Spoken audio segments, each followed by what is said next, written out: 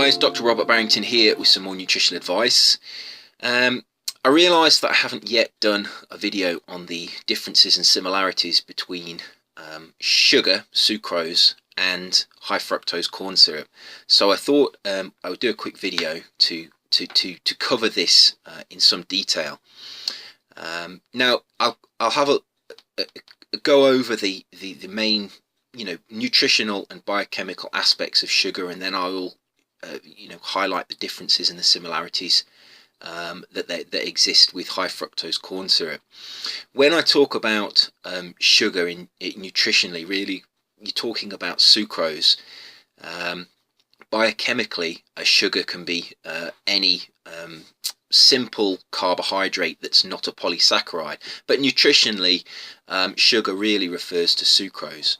Now sucrose is a disaccharide, which means it contains two sugars, two monosaccharide sugars, and those monosaccharides are fructose and glucose, and these two monosaccharides are bonded with a glycosidic bond.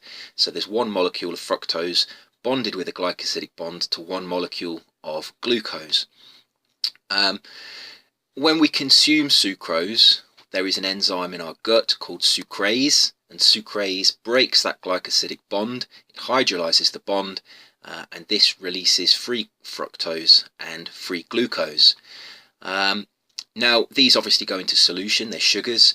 The glucose is absorbed through a sodium dependent active transporter in the gut membrane, and fructose is also absorbed by an active transport system, but it's not dependent on sodium. So there's different transporters in the gut, but really that's just a technical thing that I throw out there, so if those people that are interested.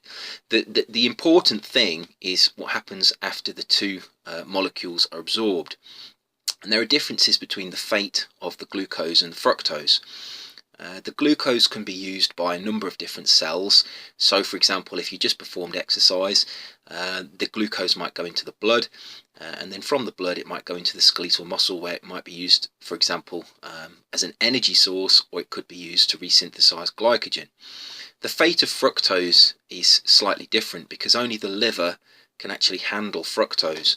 So all of the fructose goes to the liver. Now the liver can do a number of different things with the fructose. It can resynthesize liver glycogen using fructose, and it can convert the fructose into other substances, and one of the substances it can convert fructose into is fatty acids. It can create fatty acids, and then it can create triglycerides. Now the real problem with sugar is this fructose metabolism in the liver.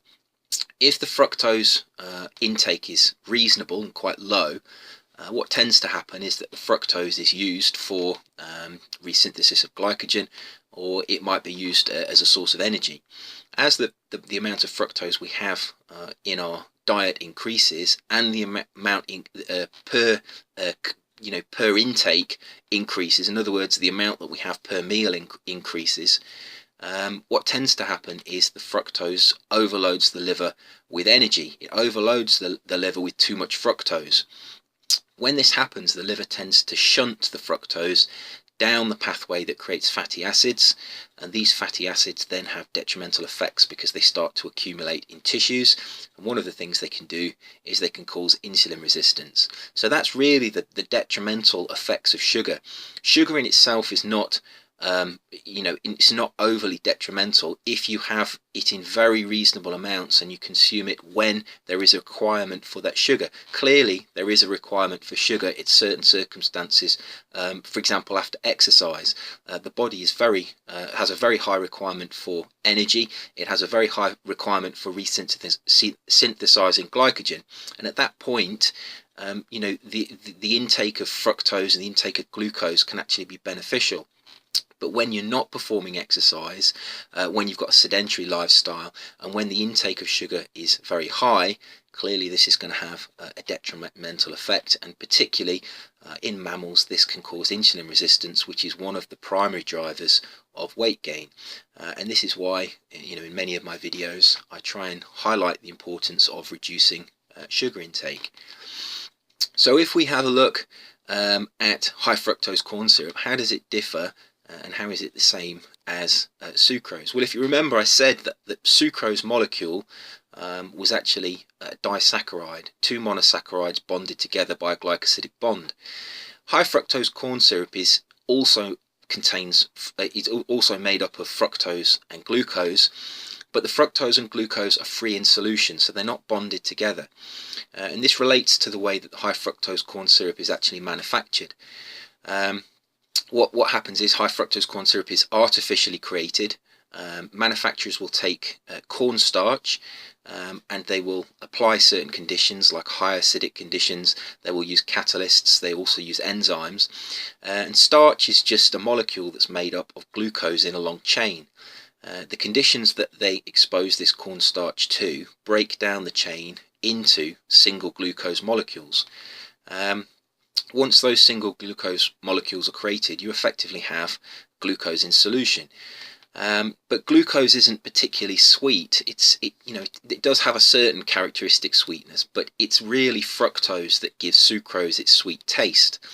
So what the manufacturers of food have learned to do is they use an invertase enzyme that actually converts some of the glucose into fructose. And as you increase the percentage of fructose in the solution, you increase its sweetness. Now, high fructose corn syrup comes in various percentage of high fructose corn syrup comes in different forms, and the different forms are relating to the amount of fructose that is in solution. Most high fructose corn syrup contains somewhere between 40 and 60% fructose, but you can get high fructose corn syrup where you could theoretically convert all of the glucose to fructose, and that would increase the sweetness. But generally, high fructose corn syrup was somewhere between 40 and 55 to 60% fructose, and this is effectively creating a sucrose type taste, because you have the glucose and the fructose, and it's the fructose that will add the sweetness. So when you add high fructose corn syrup to foods, your taste buds register the fructose, and that creates the sweetness. It's very similar to sugar, and this is why manufacturers will use high fructose corn syrup in certain products, because it's cheaper than than sucrose. To manufacture high fructose corn syrup is actually cheaper than creating crystalline sucrose. So it's a cost-saving effect. Plus, you have the advantage of being able to change the ratio of the fructose to the glucose, which changes its sweetness. So that's very interesting. But how does that affect our health? Well, if you have let's say you had high fructose corn syrup that was 50% glucose and 50% fructose, and you consumed it, really there's no difference metabolically. Ultimately, the fate of the fructose and the glucose will be the same as the fructose and glucose in sucrose. Rather than the molecules first being digested and then absorbed, there's no need for digestion because they're not bonded together, but they'll be absorbed and then they'll follow the same pathways. The only real difference between high fructose corn syrup and sucrose is that sometimes you can actually increase the fructose content more than the 50% that you'd find in sucrose. Now, it's fructose that has the damaging effect on our metabolism. If you look at studies that have compared feeding mammals glucose and feeding them fructose, it's always the fructose that causes the induction of insulin resistance. So the more fructose you have in the high fructose corn syrup, generally the more damaging it is. Whether that would be a significant difference, if we're talking about going from 50% to 60%, it's going to have some effect, but quantifying that actual difference is going to be very difficult. But theoretically, as you increase the fructose content of that high fructose corn syrup, it would have a more damaging effect. So obviously 100% fructose is going to be more damaging than 50% fructose and 50% glucose. But really, when you look at it as the picture as a whole, high fructose corn syrup is really no difference to sucrose. It's the same. It's the same molecule. It has, it's not, well, it's not the same molecule. It contains the same components. It's absorbed in the same way. The glucose will still be absorbed through the sodium glucose channel transporter. The fructose will still be absorbed through the fructose non-sodium transporter, and ultimately the fate of the fructose will be to go to the liver, and ultimately the fate of the glucose will depend on your metabolic needs at the time. But it all comes down to the fact of how much sugar you have in your diet. Consuming a very, very small amount of high fructose corn syrup, if you're an active person, it probably wouldn't have any detrimental effect. But there's clearly a threshold, and as you approach that and go over that threshold, the amount of fructose that you're throwing into your system will become too high. It will overload your cells with energy, and ultimately that then causes metabolic problems. And fructose is really not equal to other macronutrients. Calorie for calorie, over consuming fructose is more damaging than over consuming other macronutrients. It's not just about the calories, it's about these pathways that fructose goes down. Increasingly, the literature is showing that fructose is metabolized in a very similar way to alcohol. The liver tries to metabolize the fructose to produce fatty acids. Well, that's what it does with alcohol. Ultimately, if you overconsume alcohol, you end up with a condition called alcoholic fatty liver, which can lead to cirrhosis of the liver. And there is a condition from overconsumption of fructose called non-alcoholic fatty liver, and that can lead to cirrhosis of the liver. And pathologically, they're identical. They just builds up. They both result from a build-up of fatty acids in the liver, and those fatty acids are also, possibly building up in other tissues, leading to insulin resistance, and that is really the detrimental effect of fructose. So comparisons of sucrose with high fructose corn syrup, there are very small differences. But generally, they're both, detrimental to your health over a particular threshold. High fructose corn syrup is preferentially used in soft drinks in the United States, and sucrose tends to be used preferentially in soft drinks in Europe.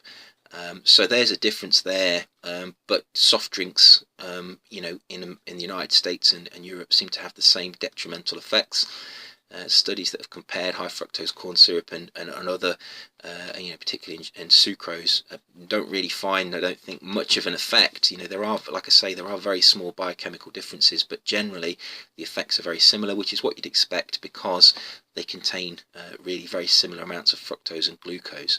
So really the goal is to eliminate, to try, if you're interested in your health, you're interested in maintaining a good healthy body weight, the take-home message from this is to try and eliminate or decrease consumption of these sugars as much as possible. There is a time to consume simple sugars, and that would be after you've performed vigorous exercise. It's not compulsory. You can get carbohydrate from other sources. Eating bananas, for example, after exercise will still provide carbohydrate to resynthesize glycogen. But there is a time for sports drinks that these sugars do have some useful properties, but generally for somebody who is not an athlete, is not training hard, is maybe leading a sedentary life, really elimination of sugars, both high fructose corn syrup and sucrose, should really be the ultimate goal. And try and base your diet around a moderate intake of fruit, mostly high amounts of vegetables of different kinds, and try to get your carbohydrate intake of starches from mainly whole grain sources that contain their original fibre. So I hope you found that video interesting. As always, eat well, stay healthy and protect yourself, and I will see you soon for another video. Take care.